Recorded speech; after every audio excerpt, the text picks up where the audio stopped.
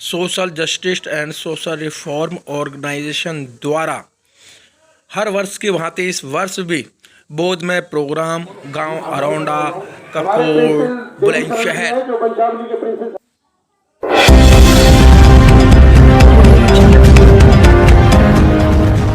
कोटि कोटि बहुत बहुत हार्दिक बधाई देता हूं। और जितना भी इंदिरा सिंह जी के बारे में कहा जाए, तारीफ की जाए, बहुत कम होगी।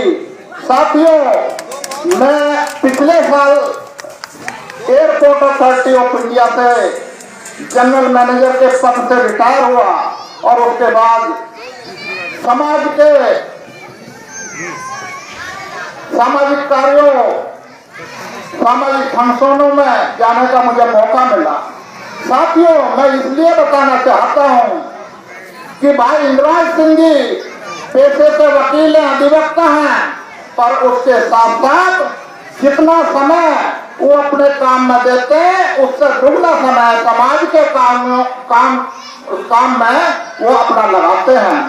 पिछले 7-8 महीने से मैं देख रहा हूं भाई इंदिरा सिंह जी ने दिल्ली से लगाकर और इस एरिया तक कम से कम 15 फंक्शन का आयोजन किया है। वो इसलिए नहीं कि इंदिरा सिंह जी के काम कुछ आएंगे, उनके मन में एक भावना है, बाबा साहब का कारवां आगे बढ़ाने की भावना है कि इसको कैसे बढ़ाया जाए, इस समाज को कीचड़ में अभी पड़ा हुआ है, इस समाज को कैसे ऊपर लाया जाए, यही उनकी इच्छा है। और उसी की बदौलत लोगों को इतना बड़ा काम करते हैं कि लोगों को जोड़ने का काम आसान काम नहीं है। तो साथियों, इनके बारे में जितना कहा जाए उतना कम है। तो साथियों, अब मैं अपनी 2-3 बात कहूंगा, ज्यादा नहीं कहूंगा।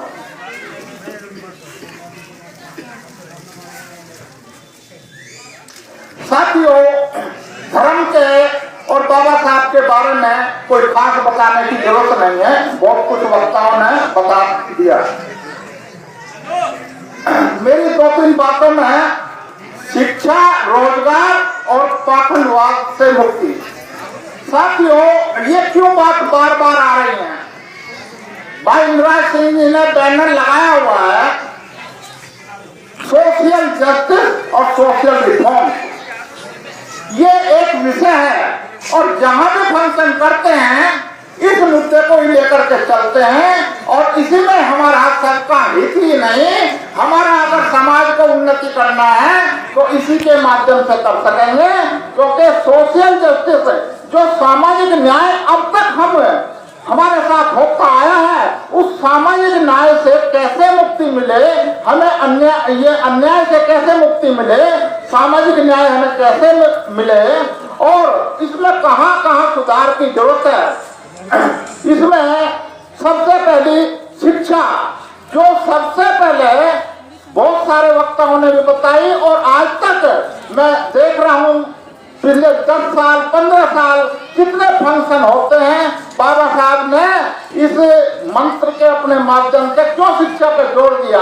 क्योंकि शिक्षा के बिना आप समाज में जागरूकता नहीं ला सकते और जागरूकता नहीं आएगी तो आपका ना धर्म आगे बढ़ेगा, ना कर्म आगे बढ़ेगा, ना आपको रोजगार मिलेगा, कोई भी चीज संभव नहीं होगी। तो शिक्षा सबसे पहले होनी चाहिए, शिक्षा के माध्यम से हम लोग आगे बढ़ सकते हैं।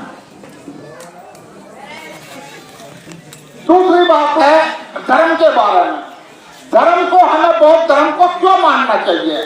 साथियों, मेरे जहां तक मुझे नॉलेज है, मैंने बहुत सारे लोगों को पढ़ा, धर्म के बारे में भी पढ़ा, तो ईसाई धर्म सबसे बड़ा धर्म है और ईसाई धर्म को चलाने वाले ईसा मसीह थे और ईसा मसीह जी ने भारत में आकर के 13 साल तक बौद्ध धर्म भगवान बुद्ध से शिक्षा ग्रहण की और उस बुद्ध धर्म को अपने तरफ यूरोप में और इसे आपका जो दूसरे वेस्टर्न कंट्री है उसमें फैलाने का निश्चय किया और उन्हें प्रचार प्रसार जैसे शुरू कर दिया। तो क्योंकि वो क्रिश्चियन वो जो अंधविश्वास है उसके खिलाफ है वो धर्म, तो ईसा मसीह को सूली पर चढ़ा दिया गया। साथियों, जहाँ तक मुसलमान धर्म की बात है वो भी यहीं से बहुत सारी बौद्ध धर्म से बातें उसमें ली गई हैं।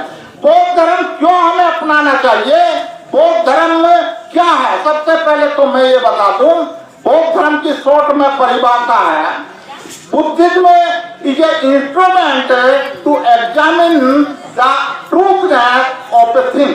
किसी वस्तु की सत्यता जानने के लिए जो परीक्षण किया जाता है वही बौद्ध धर्म है, क्योंकि बिना परीक्षण के आप सत्यता किसी की नहीं जान सकते। अब बाबा साहब ने कहा है, खुद ने कहा है कि अगर किसी चीज को मानना है तो मानने से पहले जानना जरूरी है, फिर उसका परीक्षण करना जरूरी है, और उसके बाद मानिए अगर आपकी सच्चाई उसमें मिलती है। तो साथियों, बौद्ध धर्म में का एक नहीं, जितने नास्तिक हुए या बौद्ध धर्म के लिए वो दोनों की विचारधारा एक ही है। और नास्तिकों में मैं आपको बता दूं, आपके सिगमुंड फ्रूड है, स्टीफन हॉकिंग है, हाइपाटिया मैथमेटिशियन रहे हैं, एंड्रयू सोकरोव है, एन रैंड है,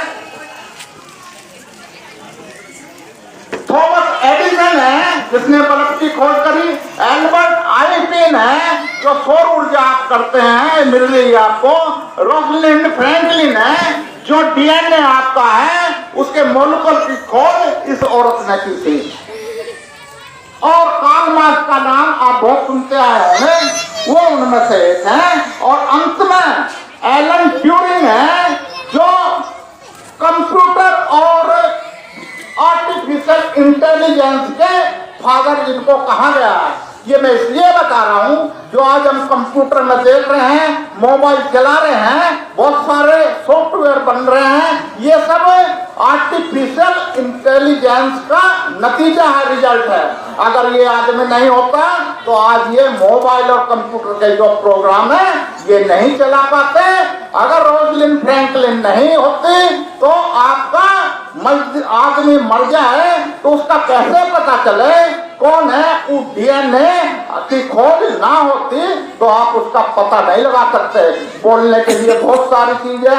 जहाँ तक बौद्ध धर्म की बात है, बौद्ध धर्म में आपने ये लियो टॉलस्टॉय है, हार्वर्ड है, एल्बर्ट आइंस्टीन है, हर्टन स्मिथ है, माइकल नॉर्टेडम है, बर्ट्रैंड रसेल है, कोस्टा लोबोन है, जोहान गीत है। ये टॉप के दुनिया के बौद्धिक विचारधारा के लोग हैं और इन्होंने ये निष्कर्ष निकाला, अगर इस दुनिया में मानव का विकास है तो वो संभव वो केवल बौद्ध धर्म से संभव है। क्योंकि बौद्ध धर्म में जो अभी प्रोफेसर साहब ने बताया कि लीप आइडियोलॉजी है, लीप आइडियोलॉजी का मतलब लिबर्टी, इक्वलिटी एंड फ्रेटर्निटी। और ये जो लीप आइडियोलॉजी है ये बौद्ध धर्म की, ये कहाँ है?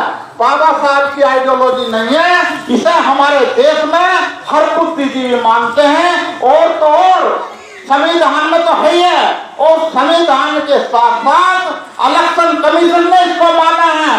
क्योंकि कोई भी पॉलिटिकल पार्टी जब तक इस सेंटेंस को नहीं डालेगी तो वो उसका रजिस्ट्रेशन नहीं होगा। तो इसका मतलब क्या हुआ?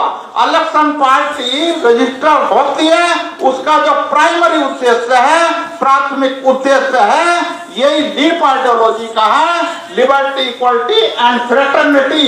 ये होना चाहिए। पर हम कहाँ, हमारा समाज अंधविश्वास में डूबा हुआ है, वो देवी देवताओं के पीछे चला हुआ है। तो इसलिए हमारे अधिकार भी उनको नहीं मिल रहे हैं। हमारे अधिकार इसलिए नहीं दिए जा रहे हैं क्योंकि आप अपने अधिकारों के प्रति, अपने जो आपकी डिमांड है उनके प्रति आप जागरूक नहीं हो।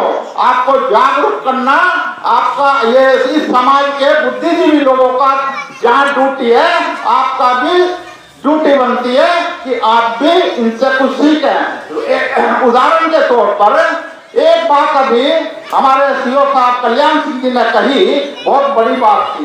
ये जागरूकता की कमी है जो हम लोग नहीं उठा रहे हैं। की बात, उस पर एक बात कहूंगा। अभी नगर निगम का इलेक्शन होने जा रहा है, इसमें तो नगर पालिका में केवल हमारे लोगों को 27 पोस्टों पर रिजर्वेशन मिला है, जबकि 21% से हमें 42 सीट पर रिजर्वेशन मिलना चाहिए। इसी प्रकार 544 नगर पंचायतों में हमें 73 पोस्टों पर रिजर्वेशन दिया गया है, जबकि हमारे जनसंख्या के हिसाब से रिजर्वेशन के जो नियम है उसके हिसाब से 114 अध्यक्ष पद हमारे मिलने चाहिए। साथियों, इसमें कहाँ कमी है? जब मैं इसकी गहराई में गया तो जो ये नियमावली बनी ये 1994 में बनाई गई, जहाँ बसपा और सपा की कोलिशन गवर्नमेंट थी। अब उसे मुख्यमंत्री तो देखेगा नहीं, जो ब्राह्मणवादी व्यवस्था अधिकारी बैठते हैं वो सब इन नीतियों को बनाते हैं। तो हमारे लोगों को जागरूक होना चाहिए, खास तौर से अधिकारी वर्गों को। अधिकारी जो वर्ग हैं जो नौकरी में हैं, उनको भी इन सब चीजों के प्रति जागरूक होने की जरूरत है। अगर वो नियमावली में 21% की व्यवस्था कर देते तो हिम्मत नहीं थी योगी मोदी गवर्नमेंट या कोई और गवर्नमेंट आपका आरक्षण काटने का काम करती। तो हालांकि उसने कुछ अधिवक्ता जनों ने हाई कोर्ट में रिट डाल दिया। साथियों, मेरा कहने का मतलब बहुत कुछ ये वक्ताओं ने बता दिया है। हमें जागरूक होने की जरूरत है। साथ साथ एक मिनट और लूंगा। हमें शिक्षा के साथ साथ हमें जो है रोजगार की सख्त जरूरत है। हमें साथ साथ रोजगार की तरफ भी ध्यान देना है। तो रोजगार जो है बहुत जरूरी है, तो रोजगार की तरफ हमें ध्यान देना चाहिए शिक्षा के साथ साथ। आप लोगों को पुनः धन्यवाद देते हुए, नमन करते हुए मैं अपनी बात को विराम देता हूँ।